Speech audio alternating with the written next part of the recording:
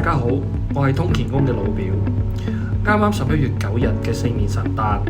我哋通乾宮好榮幸整到屈潑捏搣嘅主持龍坡士 tap 師傅，幫我哋通乾宮舉行一場四面神嘅祈福法會。由於今年參加人數比去年多，所以廟方將舉行嘅地點移師到廟中最大嘅路士神像下面舉行。祈求除咗希望得到四面神保佑之外，亦都可以得到路士嘅加持。喺呢度，我哋通乾宮再次祝願咁多位參加嘅善信來年事事順利，心想事成，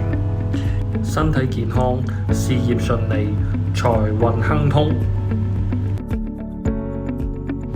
如果你今年錯過咗咁盛大嘅盛事，希望下年我哋可以見到你，同我哋一齊參與今次咁盛大嘅法會。